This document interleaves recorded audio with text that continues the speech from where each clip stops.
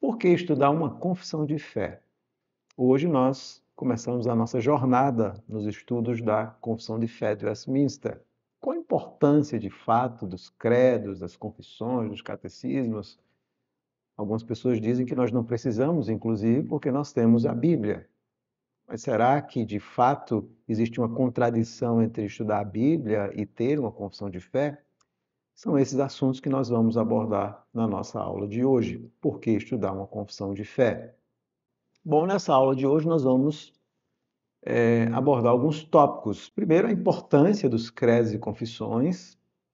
Vamos falar um pouco sobre a história da igreja, qual a utilidade desses credos e confissões hoje, por que é que eles são importantes para nós, qual a importância daquilo que eu vou explicar a vocês, que nós chamamos de uma subscrição confessional, onde líderes, membros, declaram acolher aquelas verdades confessionais, qual a relevância disso para hoje e, obviamente, nós vamos concluir fazendo uma reflexão da importância disso para líderes, membros comuns e para todas as pessoas que querem conhecer melhor a fé reformada.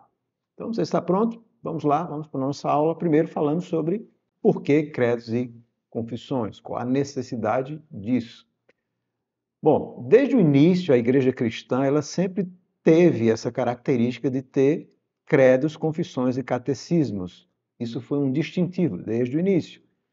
Quando nós estamos lendo, por exemplo, o Novo Testamento, nós vamos encontrar aquilo que nós chamamos afirmações protocredais. São aquelas afirmações que tinham o objetivo de definir a fé, já contrapondo a verdade da fé cristã, a verdade apostólica, com aquelas heresias que começaram muito cedo dentro do cristianismo. Então, essas afirmações protocredais tinham o objetivo de combater aquelas heresias, por exemplo, judaico-cristãs, como os judaizantes, o proto-gnosticismo, nós vamos ver, por exemplo, João combatendo nas suas epístolas. Então, essa ideia de ter verdades confessionais, ela surgiu desde o início do cristianismo.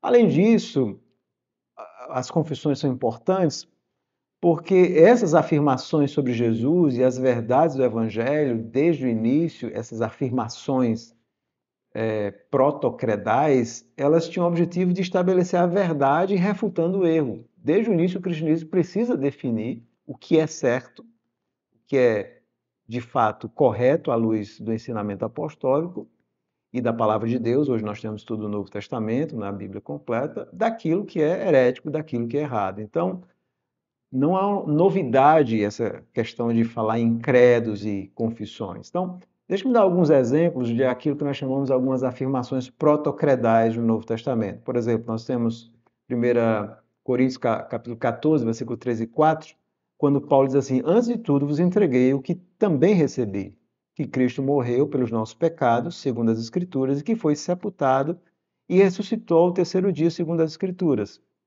Observe que Paulo está dizendo que ele recebeu alguma coisa, algumas verdades doutrinárias, obviamente aqui bem resumidas, daquilo que os cristãos acreditavam. Da mesma forma, 1 Timóteo 3,16, Paulo diz assim: evidentemente, grande é o mistério da piedade. Aquele, se referindo a Jesus, que foi manifestado na carne, foi justificado em espírito, contemplado por anjos, pregado entre os gentios, crido no mundo, recebido na glória. Você, mais uma vez, vai encontrar algumas verdades centrais a respeito da pessoa e da obra de Cristo. Da mesma forma, em 1 João 2, 22 a 23, João diz assim: quem é o mentiroso, senão aquele que nega que Jesus é o Cristo? Este é o anticristo que nega o Pai e o Filho. Todo aquele que nega o Filho, esse não tem o Pai. Aquele que confessa o Filho tem igualmente o Pai. Então, ele está combatendo já heresias dentro do cristianismo apostólico que, de alguma forma, negavam Jesus Cristo, negavam a encarnação. E ainda Hebreus 1:3, ele que é o resplendor da glória, a expressão exata do seu ser, sustentando todas as coisas pela palavra do seu poder, depois de ter feito a purificação dos pecados, assentou-se à direita da majestade nas alturas. Então, em todas essas afirmações no Novo Testamento, nós vamos ver um resumo da fé, daquilo que os cristãos entendiam que era fundamental crer. E isso é o que nós chamamos de essas afirmações protocredais. No entanto, O que é que aconteceu? Ao longo da história da igreja, logo a partir do segundo século, a igreja foi enfrentando muitas heresias. Se você quiser aprender um pouco mais sobre isso, você pode ler, por exemplo, a obra de Irineu contra as heresias, outras obras que falam dessas heresias, mas você teve o marcionismo, o gnosticismo, que é do segundo século, e tantas outras heresias que foram surgindo. Então, ao longo da história, a igreja foi tendo necessidade de definir, que é o que é que vocês acreditam. E a primeira coisa que a gente vai ver na história da igreja é o que nós chamamos os credos. Então, eu até listei aí para vocês aqueles que são os principais credos da igreja antiga. Nós temos o credo apostólico, nós não sabemos a data exata da composição, do segundo ao sexto século, mas é um credo antigo da igreja, o credo de Nicéia, o credo de Constantinopla, o credo de Éfeso, o credo de Calcedônia. Então, ao longo da história, a igreja foi tendo que refutar a heresia. Sobretudo por quê? Porque à medida que o cristianismo vai se espalhando, ele agora precisa fazer reflexões mais profundas sobre a sua fé. E a partir dessas heresias que vão surgindo, inclusive para refutá-las. Então, por exemplo, esse credo que nós chamamos niceno-constantinopolitano, ele vai combater uma heresia muito forte que negava a divindade de Cristo, que era o arianismo, que tinha uma visão equivocada da doutrina da Trindade, ou Trindade de Deus. E aqui tem um resumo. Você vai observar que nesse credo eles vão refutar várias heresias correntes na época. Por exemplo, creio em um só Deus, Pai onipotente, Criador do céu e da terra e de todas as coisas, visíveis e invisíveis. Creio em um só Jesus Cristo, Filho unigênito de Deus, gerado do Pai antes de todos os tempos, Deus de Deus, luz de luz, verdadeiro Deus de verdadeiro Deus, gerado, não feito, do mesmo ser com o Pai, por meio do qual todas as coisas foram feitas, o qual por nós e pela nossa salvação desceu do céu, se encarnou no Espírito Santo da Virgem Maria, se tornou verdadeiramente humano. Então, quando você vai estudar, você vai ver que cada frase dessa, de alguma forma, tinha o objetivo de refutar heresias. E aí também a ideia do Espírito Santo. Cremos no Espírito Santo, o Senhor, o doador da vida, o que procede do Pai e do Filho. E, obviamente, essa frase aí, a ideia de proceder do Pai e do Filho, tem um debate que eu não vou explicar hoje, mas você pode pesquisar, que é o que nós chamamos do debate filioque, que foi inclusive uma causa de grande tensão entre a Igreja do Oriente e do Ocidente. Mas, resumindo aqui, nesse credo niceno-constantinopolitano, nós vemos, e nos demais, a Igreja, desde o início, não apenas no Novo Testamento, mas ao longo de sua história, tendo que refutar a heresia para estabelecer a verdade. E aí entra a importância também das confissões, o porquê uma confissão de fé. Eu vou mostrar para vocês que a confissão de fé, essas confissões de fé, elas surgiram sobretudo a partir da Reforma Protestante. Então, quando surge a Reforma Protestante, era muito importante os reformadores declarar o que é que eles acreditavam. Eles entendiam, obviamente, que a Igreja Católica estava desviada em vários pontos doutrinários e eles então precisavam definir essas verdades centrais. Então, por que uma confissão de fé? Geralmente, para facilitar o entendimento, eu costumo usar esses 3 Ds, essas 3 letras Ds aí, e isso ajuda a você a memorizar. Então, a necessidade de uma confissão de fé é declarar, defender e definir a fé.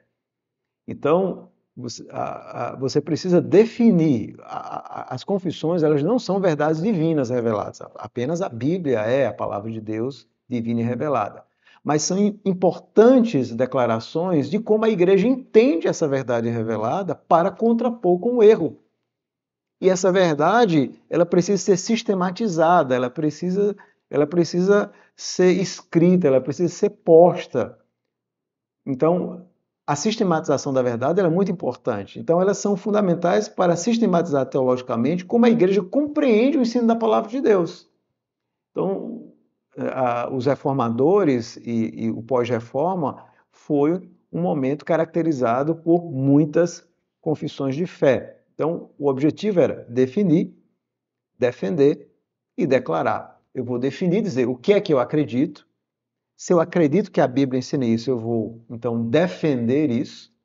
Em terceiro, eu vou declarar para as outras pessoas que essas são as verdades ensinadas pelo Evangelho. Então, nós cremos que apenas a Bíblia é a palavra de Deus e as confissões de fé são o quê? Sistematizações de como a igreja entende as verdades ensinadas pela Bíblia Sagrada.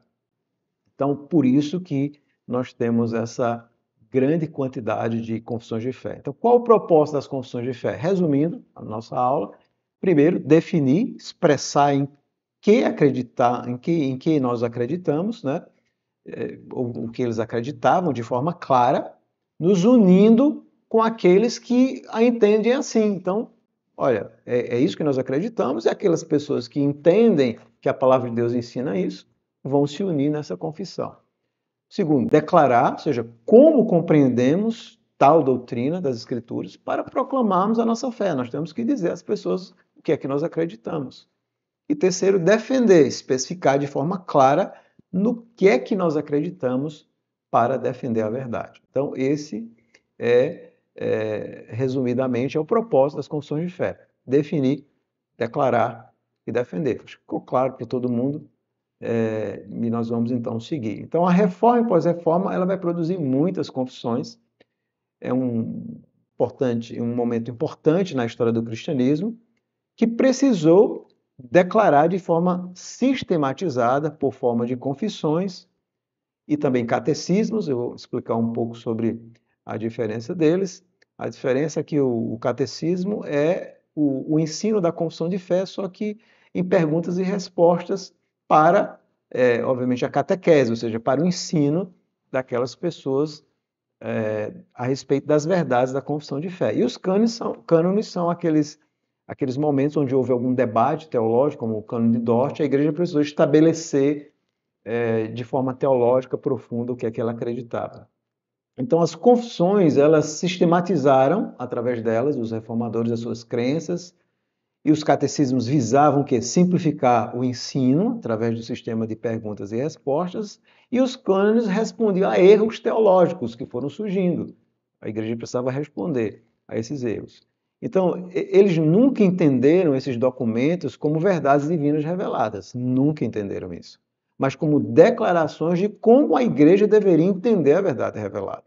Então, você obviamente percebe que não há nenhum conflito entre a Bíblia e as confissões. As confissões, elas então são uma sistematização teológica de como a igreja compreende o ensino da palavra de Deus e se une, aqueles que acreditam, se unem em torno dessa verdade. Aqui você deve estar acompanhando também uma lista que eu fiz das principais confissões reformadas. Vocês podem baixar essas confissões reformadas. Aí, inclusive, um livro do pastor Joe B, quando ele faz uma harmonia dessas confissões, é bem interessante, ele harmoniza as confissões. Mas nós temos a confissão gaulesa, onde que Calvino participou ativamente dessa confissão, de 1559. Nós temos a confissão escocesa, de 1560, a confissão belga, de 1560 também. Em 1563, nós temos os 39 artigos da Igreja da Inglaterra. De 1562 a 1566, a segunda confissão helvética. De 1562 a 1566, nós temos a Confissão de Fé e Catecismo de Westminster. Em 1589, a Confissão de Fé Batista. Então, todas essas confissões, elas eram confissões reformadas. Vocês observam que a Confissão de Fé de Westminster, ela foi uma das últimas. Obviamente, e essa data está errada, pessoal, é 1662 a 1666, tá bom? Não é 1500, não. Só ratificando aí essa data da Confissão de Fé de Westminster. Mas a Confissão de Fé de Westminster, ela foi uma das últimas confissões. Isso é muito importante, por quê? Porque ela já é fruto de todos aqueles debates anteriores, e é por isso que ela tem uma linguagem muito precisa, porque já é fruto de uma reflexão muito profunda dentro da fé reformada, dentro do mundo reformado, e é por isso que alguns consideram, de fato, a Confissão de Fé de Westminster insuperável em termos de conteúdo, de qualidade, de harmonia entre os assuntos tratados, ok? Então, por que uma confissão? Samuel Miller, ele vai dizer a importância da confissão. Abre aspas. Por um credo ou confissão de fé, Quero dizer, uma exposição em linguagem humana daquelas grandes doutrinas que os criadores acreditam que sejam ensinadas nas Sagradas Escrituras e que são extraídas em ordem regular com a finalidade de verificar até que ponto aqueles que desejam se unir na comunhão da igreja estão realmente de acordo nos princípios fundamentais do cristianismo. Observe que essa definição do Samuel Miller, que é um grande estudioso americano, sobretudo sobre o presbiterianismo, ele vai mostrar que as confissões de fé, elas são escritas, obviamente, em linguagem humana, sistematizando o ensino das Sagradas Escrituras, que vão apresentar isso de uma forma regular e que tem um objetivo muito importante de fazer com que aquelas verdades fundamentais sejam postas e aqueles que acreditam nessas verdades se unam em torno dessas verdades. Obviamente, se você não acredita nessas verdades, talvez você deva buscar outros ramos do cristianismo, né? Mas, obviamente, nós cremos que a fé reformada ela é essencialmente bíblica e profunda e com certeza não tem nenhuma sistematização melhor do que a própria Confissão de Fé de Westminster. Então, as confissões elas são muito importantes na vida da igreja. Então, qual é a utilidade, de fato, de confissões e catecismo? Resumindo, por que a gente precisa disso? Né? Por que você precisa ler e estudar a confissão de fé? Bom, por que a igreja precisa enfatizar tanto isso? Primeiro, para a unidade e paz da igreja. Obviamente, nós temos várias vertentes no cristianismo, mas para que uma igreja tenha unidade, ela precisa ter uma unidade baseada na verdade. Então, se você não tem isso, essa igreja ela vai ser como a época dos juízos, cada um pensava e imaginava o que era mais certo. Então, é fundamental para a paz de uma igreja que aquelas igrejas que façam parte dessa união, elas tenham verdades centrais em que elas acreditem. No caso da Igreja Presbiteriana do Brasil, que nós fazemos parte, essa federação de igrejas, ela reafirma a necessidade de uma federação baseada em uma confessionalidade, que é, obviamente, a confissão de fé de Westminster, para trazer paz, para que nós possamos ter comunhão entre igrejas. Segundo, elas são muito úteis para declarar essas verdades, que é que nós acreditamos, para que você, se você vai em uma igreja, você vai ouvir uma coisa, se você for em outra, possivelmente você vai ouvir a mesma coisa. Segundo, também, as confissões são úteis para rejeitarmos as heresias, quer sejam as antigas, quer sejam as novas. Há muitas heresias que surgem, né, diariamente, constantemente, e a confessionalidade ajuda uma denominação, um grupo de cristãos a rejeitar aquilo que é contrário à palavra de Deus.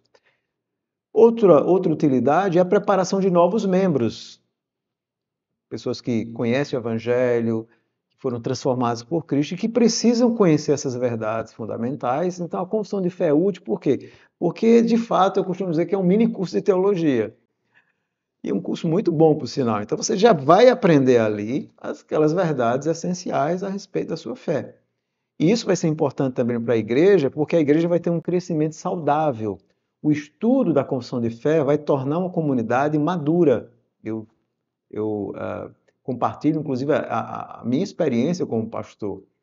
Quando você ensina e, de fato, faz com que aqueles novos membros aprendam, de fato, a confissão de fé de forma aprofundada, a igreja vai crescendo de forma saudável, teologicamente saudável. Os membros já vão tendo uma profundidade teológica em meio a um momento onde as pessoas têm um conhecimento tão ralo da fé.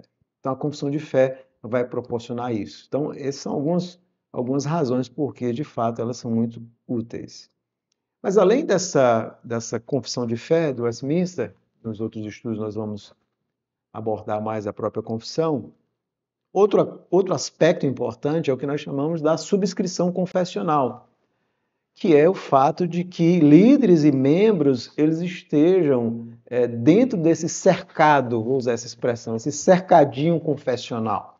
Obviamente, a confissão não trata de todos os assuntos específicos, mas nesse cercado confessional é muito importante que todas as igrejas que subscrevem estejam.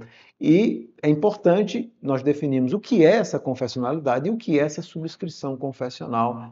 E talvez você já tenha ouvido falar um pouco sobre isso. Então, primeiro eu vou definir o que é confessionalidade, tá bom? O que é confessionalidade? É o ato pelo qual uma igreja expressa de forma escrita através de símbolos de fé, suas convicções doutrinárias. Isso é confessionalidade. Então, como é que eu sei se a minha igreja, pastor, é confessional ou não? Bom, ela tem uma confissão de fé, ela tem um documento que expressa o que é que ela acredita. Esse documento é bom, é profundo, é ralo, né? De que vertente do cristianismo ela herda esses pensamentos, ok? Então, geralmente as igrejas, e essa é uma característica, toda igreja reformada, ela vai ser confessional.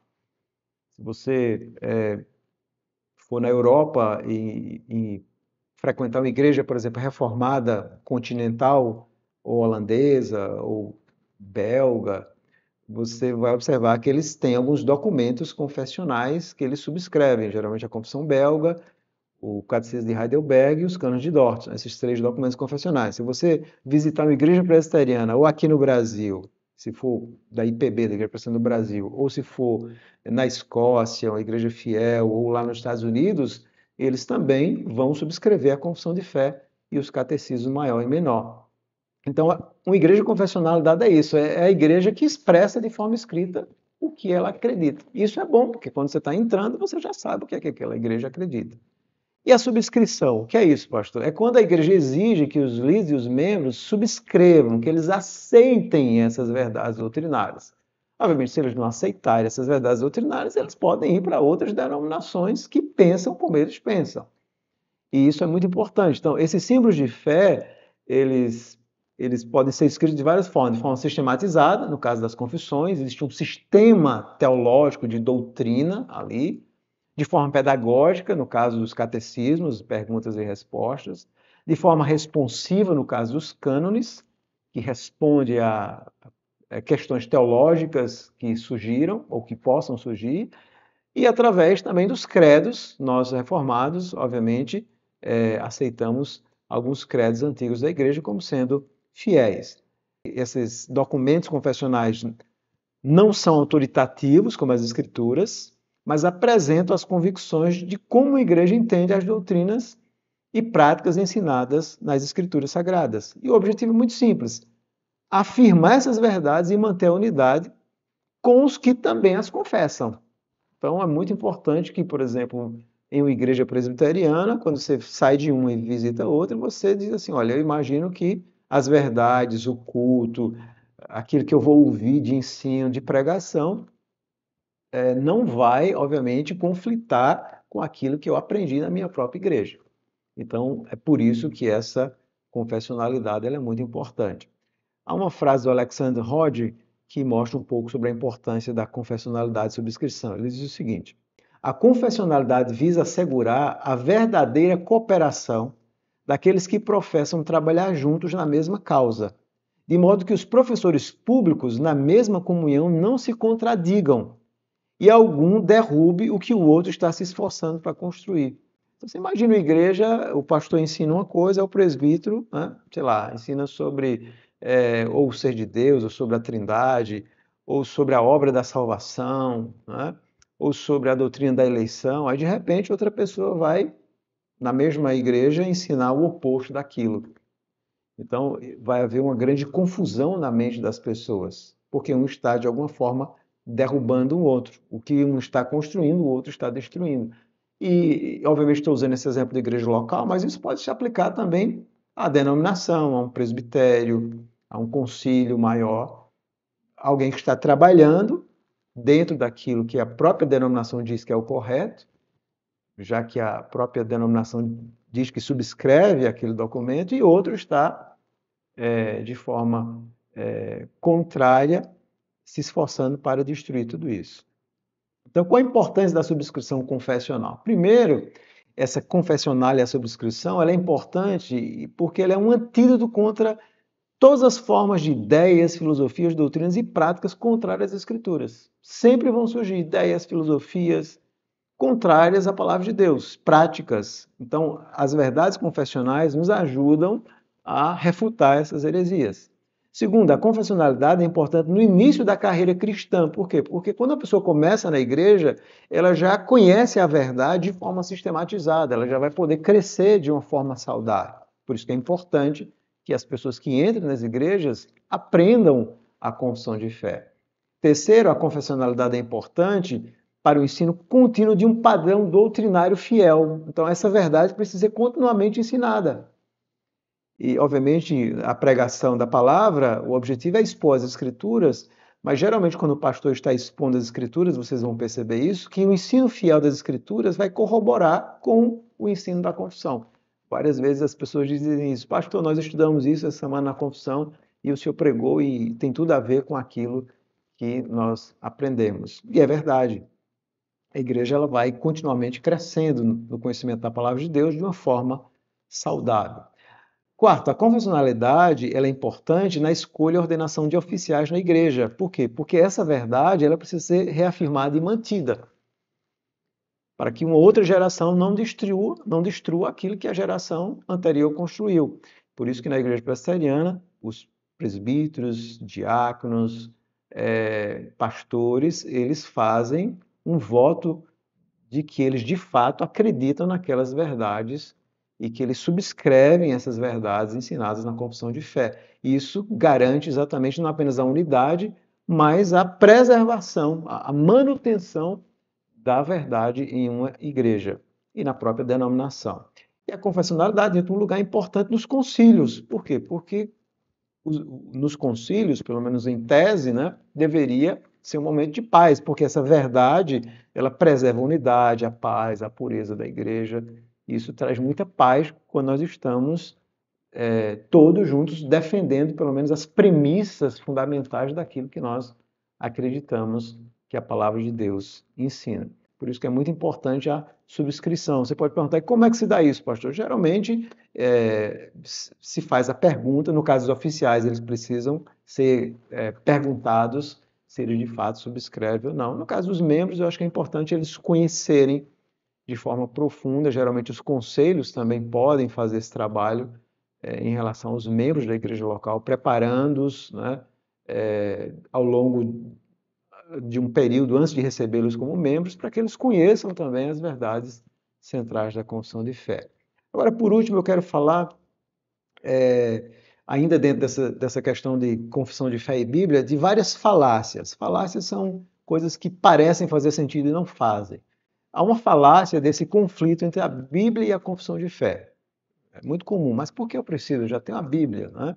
Então, não há nenhuma contradição em você adotar a confissão de fé e um catecismo, como nós fazemos, como regras de doutrina,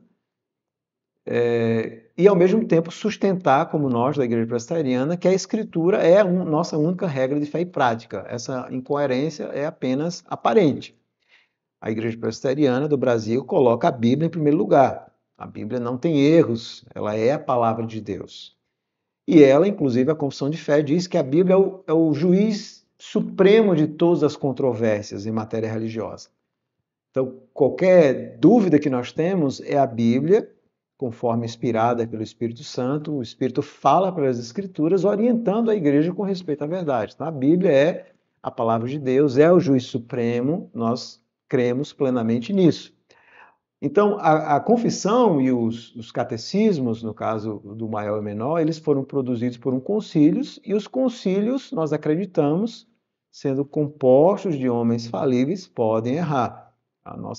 A própria confissão de fé que nós adotamos na Igreja Presbiteriana do Brasil, ela teve algumas reformas que foram feitas em alguns pontos específicos que foram necessários, né? Na verdade, esses pequenos pontos, depois eu vou explicar melhor para vocês. Mas houve alguns pequenos pontos que a Igreja Americana fez e nós, obviamente, herdeiros, adotamos a confissão de fé como já com essas pequenas mudanças. Então, nós acreditamos que a Bíblia é a palavra de Deus e que toda obra humana ela é falível. Mas admitir-se a falibilidade dos concílios não é depreciar, nem nunca deve ser, a autoridade da confissão de fé e dos catecismos. Por quê? Porque nós acreditamos que esses documentos representam o ensino fiel das Escrituras, como ele está posto hoje. Então, aquelas pessoas que aderem à Igreja Presbiteriana, eles aceitam de livre vontade que esses documentos hoje são, de fato, o ensinamento correto da palavra de Deus. Então, a Igreja Presbiteriana sustenta que a Escritura é a suprema e infalível regra de fé e prática. Mas também nós sustentamos que a Confissão de Fé e o Catecismo contém o quê? O sistema de doutrina ensinado nas Escrituras. Então, a Bíblia, eu posso até usar esse exemplo, a Bíblia ela tem autoridade nela mesma. Né? Então, e dela, dessa autoridade das Escrituras, deriva toda a autoridade. Então, a confissão de fé, a autoridade dela é derivada dessa autoridade maior. A confissão de fé e os catecismos, eles contêm o sistema de doutrina ensinado na Escritura e dela deriva toda a sua autoridade e ela tudo se subordina. Então, a confissão de fé ela deve ser crida, por quê? Porque aquilo que a gente está definindo ali na confissão de fé é o que nós entendemos que a Bíblia ensina. Por isso que ela é importante, é falacioso essa incongruência. Né? É justamente porque nós cremos que a confissão de fé e os catecismos estão em harmonia com a Escritura, que é a nossa regra infalível, que nós aceitamos ele. É por isso. Então, é por isso que eu digo que é falacioso. Por isso que nós aceitamos. Como eles estão postos hoje, quando eu fui ser ordenado pastor, eu fiz uma aceitação pública. Eu disse, não, eu creio que isso que está posto aqui é o que a Bíblia ensina. Por isso que não há nenhum problema em se afirmar a palavra de Deus e a confissão de fé. Não existe, pois, na Igreja Presbiteriana duas regras de fé, mas uma só, suprema e infalível, a Bíblia. Nossos símbolos de fé não estão em pé de igualdade com as Escrituras. Ninguém nunca ensinou isso, nenhum reformador ensinou isso, obviamente. Mas ela expõe de forma fiel esse ensino, sendo necessário para a unidade, pureza, governo e disciplina da Igreja. Então é isso que nós acreditamos, que é a confissão de fé de Westminster, por isso que nós adotamos ela. Ela representa, ela sistematiza as verdades fundamentais que nós acreditamos que a palavra de Deus ensina. Então, qual a relevância para a igreja hoje? Né? Qual a relevância? Bom, primeiro porque nós estamos vivendo esse momento de pós-modernidade onde nem mesmo se há verdades absolutas, onde se perdeu muito esse senso de certo e errado, onde o cristianismo, as pessoas perderam esse senso de crescimento espiritual, de definir de fato as verdades. E é por isso que nós precisamos da confissão de fé, porque ela vai colocar para nós essas verdades, vai nos fazer refletir de forma teológica profunda sobre essas verdades. E essa confusão teológica que nós estamos vivendo hoje, com respeito à doutrina, culto, vida, hoje qualquer pessoa abre uma igreja, aluga uma garagem, compra 30 cadeiras brancas, se diz pastor, começa uma denominação. Então, nesse caos que nós estamos vivendo, com respeito ao culto, à doutrina e à vida, é fundamental nós temos uma reflexão profunda do que a palavra de Deus ensina sobre isso. A doutrina que nós encontramos na palavra de Deus. Como é que se adora a Deus de fato? Como é que Deus quer ser adorado? Como é que nós devemos viver? Então, nós precisamos demais hoje da confissão de fé. Então, há uma necessidade também de comunhão verdadeira entre igrejas cristãs. Como é que a gente vai ter comunhão com igreja cujos ensinos são completamente contrários à palavra de Deus? Então, para que a gente tenha uma comunhão, essas verdades essenciais são fundamentais. E no caso das denominações, como a nossa, nós temos que estar juntos na mesma fé. Obviamente, existe também o perigo da influência do poder civil e religioso equivocado, ou seja, a própria confissão de fé fala essa separação de igreja e de Estado, de influências às vezes religiosas, de outros ramos do cristianismo que às vezes tentam influenciar o nosso pensamento. Então, toda denominação, ela, ao longo da sua história, ela luta com muitas influências. Nossa denominação lutou, a Igreja Presbiteriana do Brasil, com muitas influências, né? Outros ramos da cristandade que tentam influenciar, e a confissão de fé vai dizer, não, mas nós acreditamos nisso aqui, esse é o nosso caminho. E isso é muito importante também para fugir dessas influências, quer sejam civis, quer sejam religiosas equivocadas, e a necessidade de equilíbrio entre doutrina e prática. A confissão de fé ela nos ajuda muito entre esse equilíbrio entre fé, piedade e prática de vida. Né?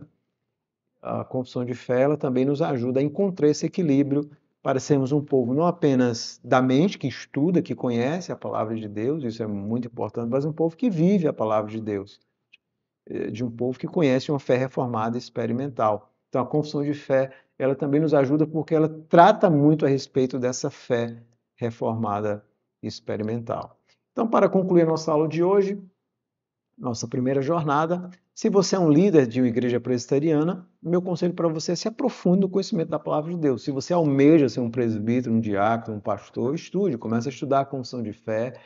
Hoje nós temos excelentes comentários da confissão de fé. A própria igreja presbiteriana tem um comentário do Van Dix Horn sobre a confissão de fé. Você pode se aprofundar um pouco mais no conhecimento da confissão de fé.